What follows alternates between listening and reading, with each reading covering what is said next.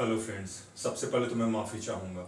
Weekly current affairs का जो मैंने सीरीज शुरू किया था उसमें इस बार वाले में अर्थात 16 से 22 अगस्त में थोड़ी देरी हो गई, हेल्थ इश्यूज़ और उसके बाद कुछ इंगेजमेंट्स।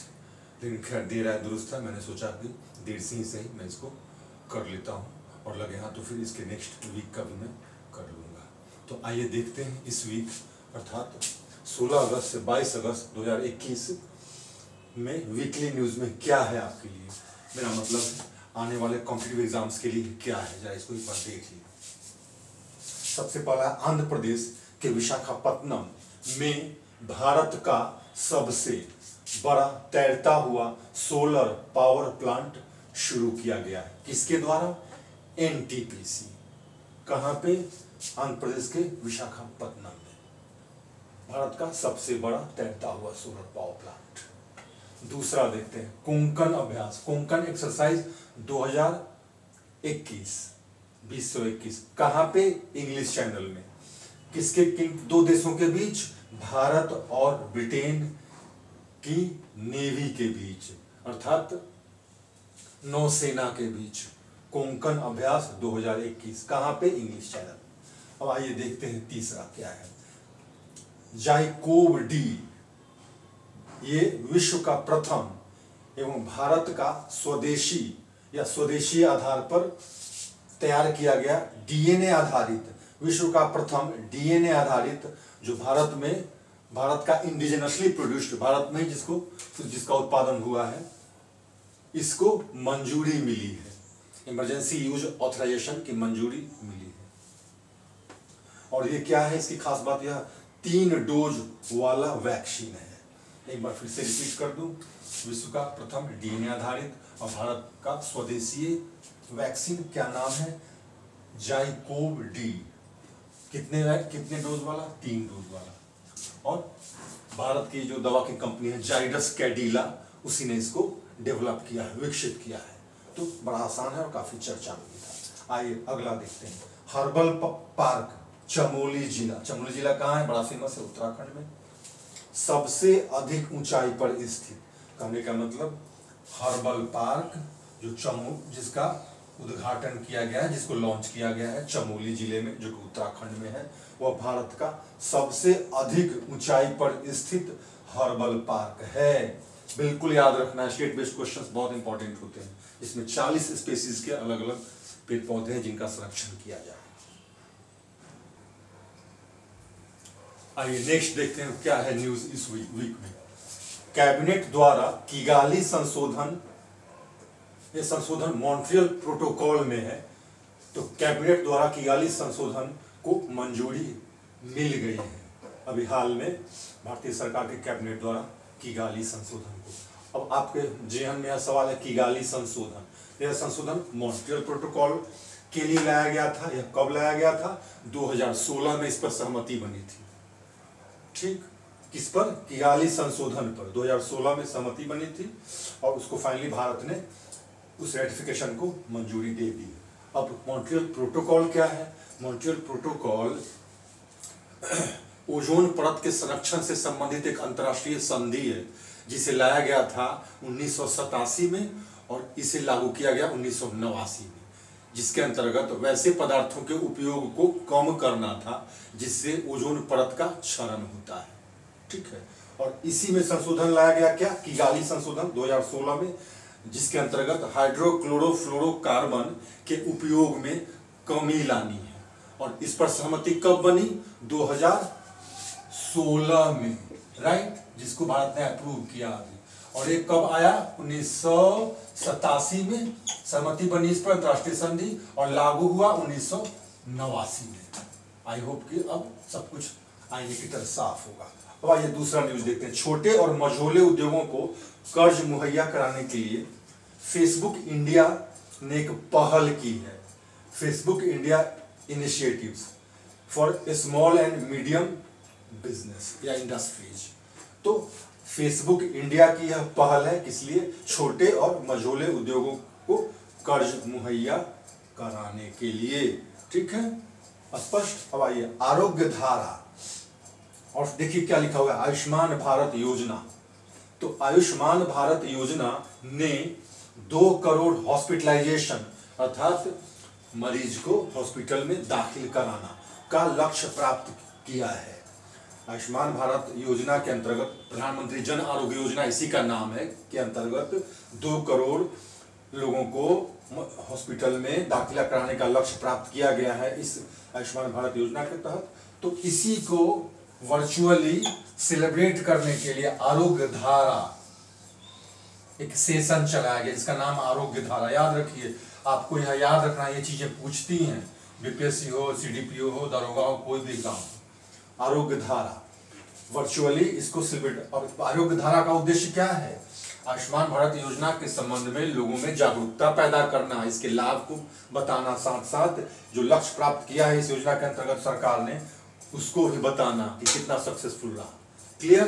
अब आगे देखिए, ज्वाइंट गाइडेंस इंडिया ऑस्ट्रेलिया नौसेना संबंधी आपसी सहयोग। इसको ऐसे समझे, भारत और ऑस्ट्रेलिया के बीच ज्वाइंट गाइडेंस नाम का की एक सहमति बनी है, एक संधि, आपको संधि क्या कहें बल्कि एक समझौता हुआ है, इसका नाम है ज्वाइंट गाइडेंस। याद रखिए, इसके अंतर्गत नौसेना संबंधी आपसी सहयोग पर सहमति बनी है।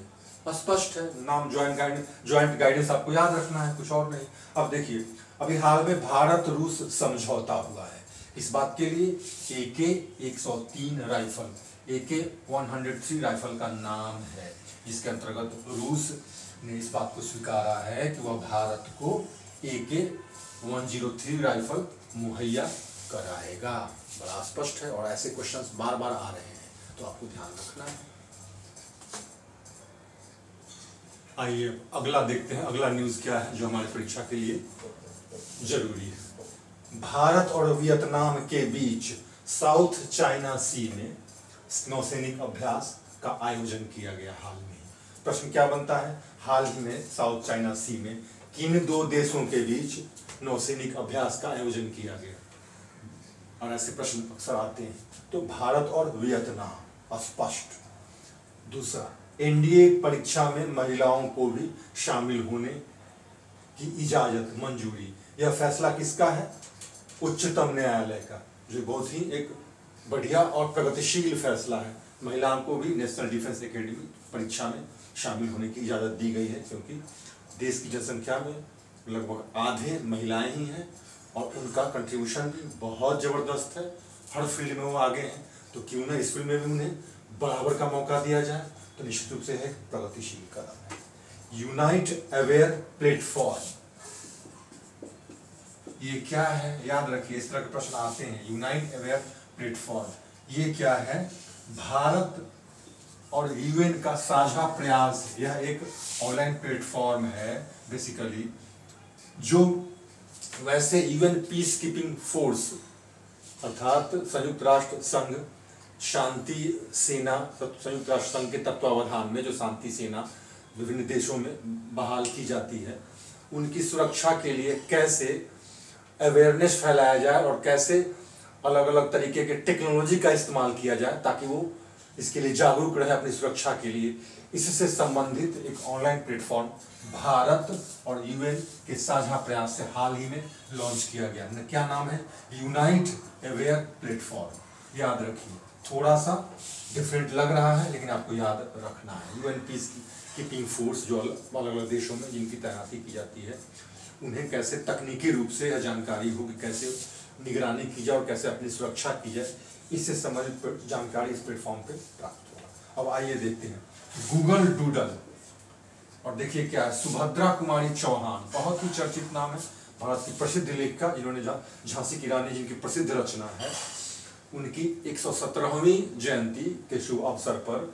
और सुभद्रा कुमारी चौहान की खास बात है कि वो भारत की पहली महिला सत्याग्रही भी रही हैं और प्रसिद्ध लेखिका भी रही हैं, और जिनका जन्म तमिलनाडु में हुआ था। इनके इस 117वें जन्म तिथि को सेलिब्रेट करने के लिए क्या किया गया है, एक गूगल डूडल ने एक ग्राफिक्स तैयार किया गया है। और इस ग्राफिक्स में प्रभा माल्या, न्यूजीलैंड बेस्ड एक महिला है और एक्टिविस्ट है, प्रभा माल्या को इनका साड़ी वगैरह और इनके गेटअप में तैयार करके और ग्राफिक्स तैयार किया गया। और इस तरह से सुभद्रा कुमारी चौहान के 117वीं जन्मतिथि को सेलिब्रेट किया गया, जो भारत की पहली महिला सत्याग्रही भी रही हैं। किसको इनका गेटअप दिया गया, अर्थात किसको सुभद्रा कुमारी चौहान के रूप में ग्राफिक्स किसको लेकर तैयार किया गया? प्रभा माल्या। हो सकता है यह प्रश्न भी हो।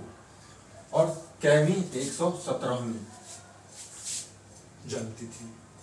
तो गूगल डूडल का यह इनिशिएटिव है। स्पष्ट। अब देखिए, वृक्षारोपण अभियान 2021, यह अभियान कब शुरू किया गया? 19 अगस्त को। 19 अगस्त 2021 को वृक्षारोपण अभियान शुरू किया गया। यह इस अभियान को गो ग्रीनिंग नाम दिया गया है। प्रश्न में यह भी रह सकता है, किसके द्वारा शुरू किया गया है? ये कोयला मंत्रालय। यह अपने आप में एक प्रश्न है। भारत का आजादी का अमृत महोत्सव के अंतर्गत यह प्रोग्राम लॉन्च किया गया। वृक्षारोपण अभियान 19 अगस्त 2021 को शुरू किया गया। गो ग्रीन किस मंत्रालय के द्वारा? कोयला मंत्रालय के द्वारा। बिल्कुल याद रखना है।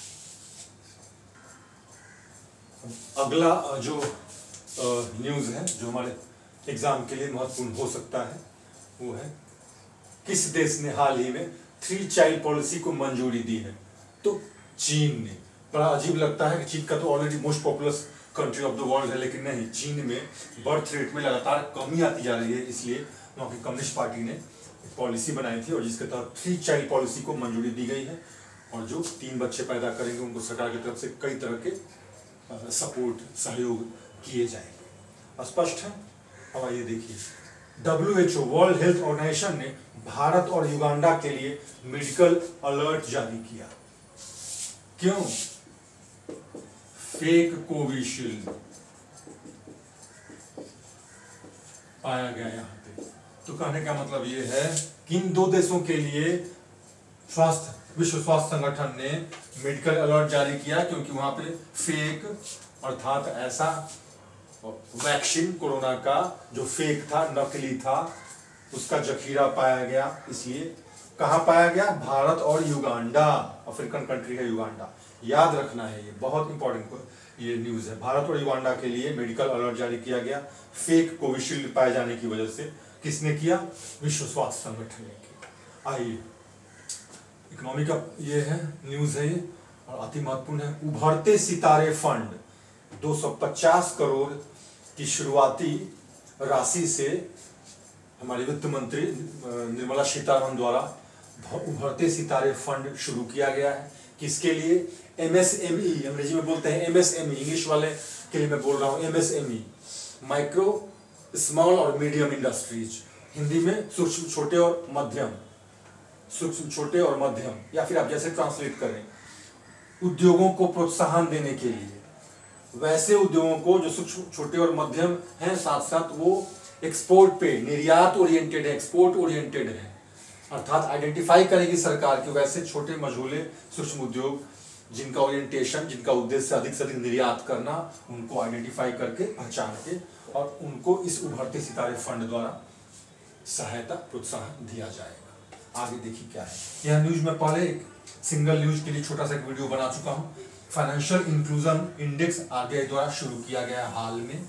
वित्तीय समावेशन क्या सूचकांक, क्यों, भारत की क्या स्थिति है वित्तीय समावेशन में, फाइनेंशियल इंक्लूजन में भारत की क्या स्थिति है, और फाइनेंशियल इंक्लूजन का विस्तार कहां तक हुआ है, फाइनेंशियल लिटरेसी, वित्तीय साक्षरता कहां तक फैली है, यह स्टेटस पता करने के लिए RBI द्वारा या बैंक इंडिया द्वारा वित्तीय समावेशन सूचकांक या फाइनेंशियल इंक्लूजन इंडेक्स शुरू किया गया। बहुत इंपॉर्टेंट न्यूज बनता है आपकी परीक्षा के लिए। और देखिए, TCS यह भारत की दूसरी कंपनी, IT कंपनी है, नो नीड टू से, सब लोग जानते हैं, बहुत फेमस है।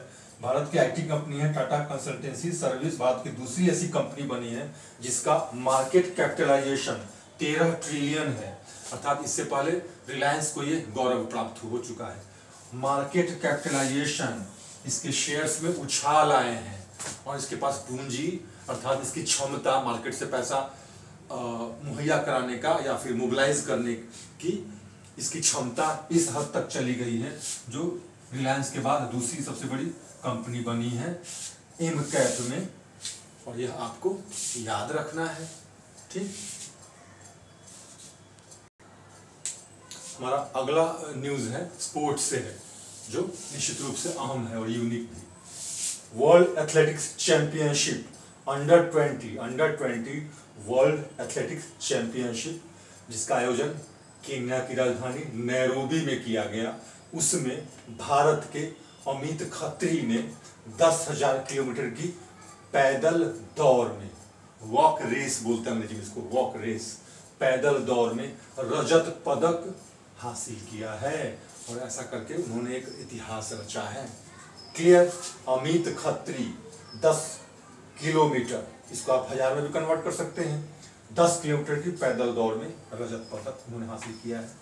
यह जो है world athletics championship under 20 Nairobi Kenya में आयोजित किया गया। आइए दूसरा देखते हैं।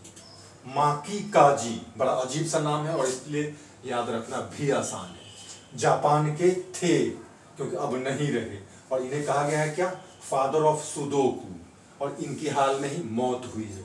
और निश्चित रूप से ऐसी पर्सनालिटीज को प्रीफर करते हैं एग्जाम में क्वेश्चन इन पर सेट करने के लिए, तो आपको याद रखना है। सुडोकू बड़ा चर्चित रहा है, पहले इंग्लिश पेपर में, बाद में हर पेपर में सुडोकू आप देखते थे तीसरे चौथे पेज पर नीचे की ओर, जिसमें लोग उसको खेलते रहते थे। हम लोग भी खेल चुके हैं और आप भी खेलते होंगे।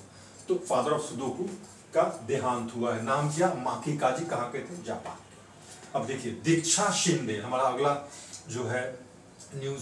दीक्षा शिंदे नाम से स्पष्ट है कहाँ की हैं शिंदे, महाराष्ट्र औरंगाबाद की। उन्होंने एक आर्टिकल लिखा, we live in black hole. NASA ने इस आर्टिकल को काफी पसंद किया और दीक्षा शिंदे को माइनॉरिटी सर्विंग इंस्टीट्यूशन पैनल में शामिल किया है, जो निश्चित रूप से भारत के लिए बहुत बड़े गौरव की बात है। किसको, दीक्षा शिंदे। नाम क्या है इनके आर्टिकल का, we live in black hole. कहाँ पे पैनलिस्ट हुई है, नासा के द्वारा, माइनॉरिटी सर्विंग इंस्टीट्यूशन।